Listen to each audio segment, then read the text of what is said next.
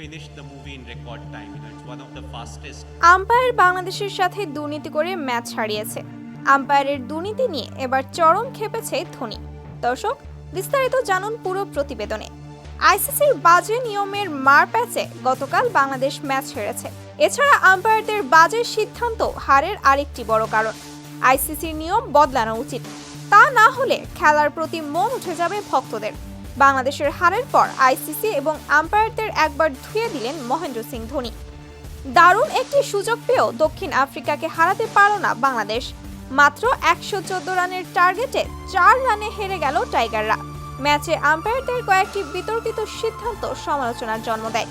এবার সেসব বিতর্কিত সিদ্ধান্ত নিয়ে আইসিসি এবং আম্পায়ারদের ধুয়ে দিল মহেন্দ্র সিং ধোনি।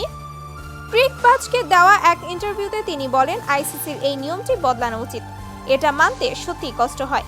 মাহমুদুল্লাহর পায়ে লেগে বল 4 হয়ে গেল এবং তারা দৌড়েও রান নিল, কিন্তু আম্পায়ার আউট দেওয়ায় ডেড বল হয়ে গেল, একটি রানও পেল না। আর আম্পায়ার কি চোখ কপালে রাখে নাকি এটা দেখে তারা আউট দিয়েছিল সেই বল ডেড বল না হয়ে যায়? ফলে বাংলাদেশ ম্যাচ ড্র করতে ব্যাপারটা এমন না, কারণ শেষ ওভারে ওদের চাপ কম থাকতো, এমনি তারা ম্যাচ জিতে যেত। এছাড়া তাওহিদ হৃদয়কে যে বলটিতে আউট দিয়েছে, স্ট্যাম্পের সামান্য টাচ করেছে। আম্পায়ার কলের জন্য সে আউট হয়েছে, ম্যাচে কয়েকটি ওয়াইড দেওয়া হয়নি। মোট কথা, সবগুলো সিদ্ধান্ত বাংলাদেশের বিপক্ষে গিয়েছে।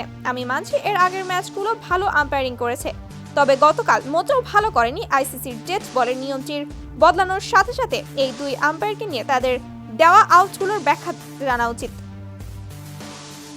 ওদের কারণে বিশ্বকাপের মতো বড় মঞ্চে একটি ম্যাচ হেরে গেল বাংলাদেশ। তো দর্শক, আপনাদের কাছে ধোনির এমন বক্তব্য শুনে কি অনুভূতি, তা অবশ্যই জানিয়ে দিবেন ভিডিওর কমেন্ট বক্সে।